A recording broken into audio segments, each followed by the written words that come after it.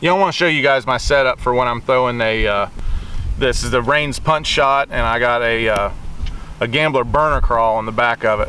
This is a really neat presentation for in the grass when, you want to throw the profile of a jig, but there's just too much, slimy grass or just little particles of grass that are getting caught on your jig too much. You're constantly cleaning it off. You can go to this punch shot, and it's just a skirt that slides up on the back of your punch shot, your Reins Punch Shot weight. And of course, I like my, my TK 133 hook, my new favorite flipping hook. But anyway, that works really good, like I said, in slimy grass. And I like to throw it on a 7.6. This is a Halo Series 2 Daylight rod. This is a really sweet rod. It's only a $99 price point. I think it's a hell of a rod for $99.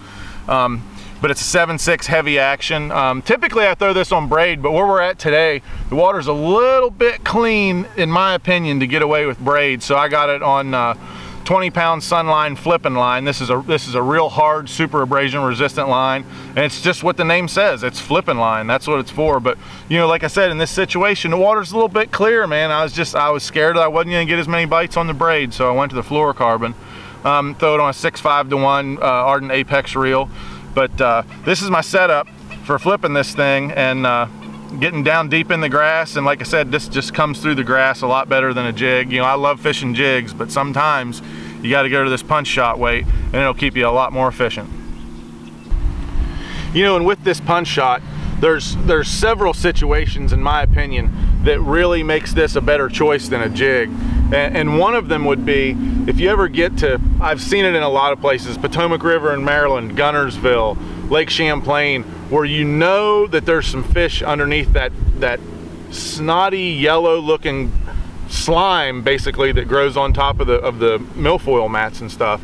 And say you get a couple of bites on a frog or whatever, but you need to get something down in there and a jig just won't do it.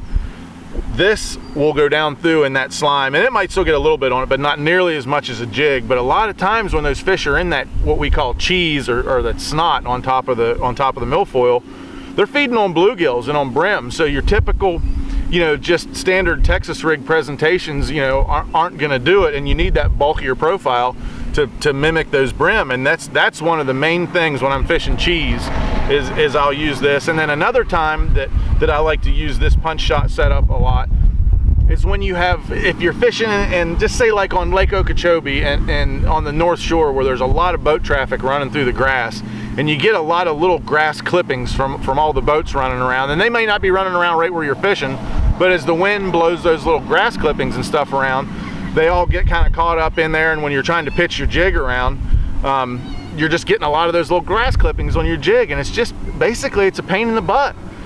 This thing will not get nearly as much grass clippings on it, and it just makes you a lot, like I said, once again, it makes you a lot more efficient. But those are the two main times when I go to the punch shot. It comes through nasty stuff a lot easier than a jig, but you can still get that bulky, in my opinion, it's a brim profile or bluegill for you guys from up north.